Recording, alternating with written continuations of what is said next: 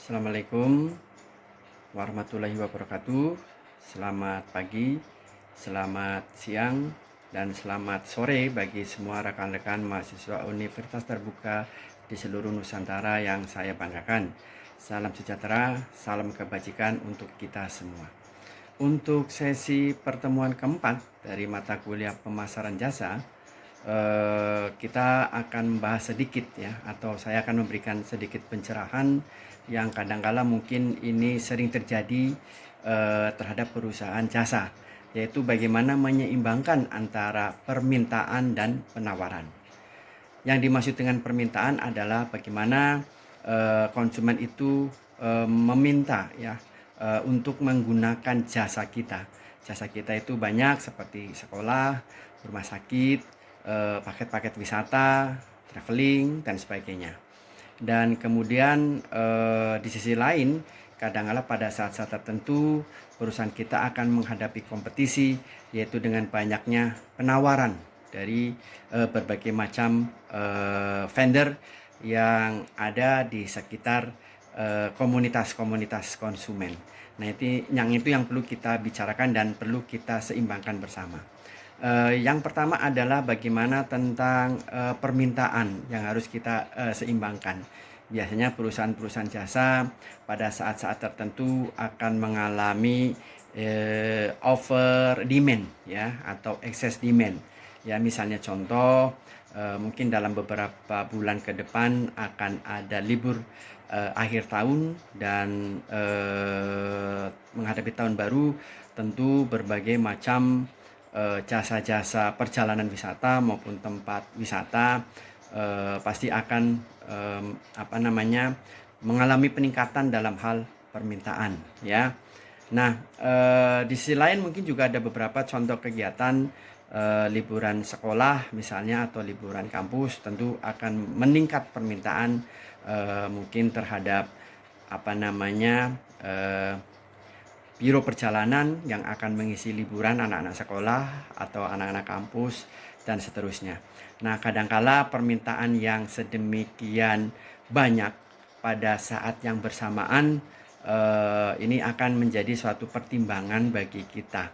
Ya, tentunya kalau bisa diusahakan semaksimal mungkin bisa kita terima semua order tadi dengan tidak menguranginya. Namun tentu tidak semudah itu. Nah, saya akan memberikan beberapa strategi ya misalnya strategi yang pertama ketika ada over demand atau excess demand ya. Misalnya kita bisa dengan apa? Yang pertama dengan cara booking dulu ya, atau daftar dulu ya. Jadi ini pola yang pertama dengan cara bayar dulu atau booking dulu itu akan menjadi suatu pertimbangan ya. Artinya siapa yang bayar dulu, siapa yang daftar dulu nanti akan dilayani untuk yang pertama dan seterusnya, atau dalam manajemen kita kenal dengan first in first out. Yang kedua adalah dengan cara diferensiasi harga.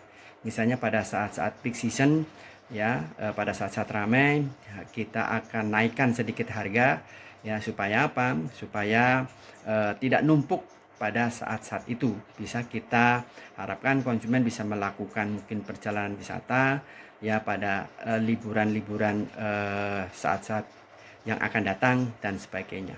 Kemudian cara yang lain ya adalah misalnya dengan memberikan antrian ya, memberikan antrian misalnya contoh ketika kita menggunakan jasa perbankan, mau kita ke customer service ya, mau buka rekening dan sebagainya, kita ambil nomor antrian dulu ya, sehingga akan bisa dibatasi over demand-nya. Nah, lalu sebaliknya bagaimana kalau ternyata banyak penawaran dari perusahaan-perusahaan kompetitor kita? Ya, tentu kita harus bisa memberikan sesuatu yang lebih kepada konsumen kita. Strateginya yang pertama adalah berikan benefit ya, keuntungan apa yang konsumen dapat dibanding dengan perusahaan kompetitor lain, sehingga mereka akan lebih trust, lebih percaya dengan perusahaan kita.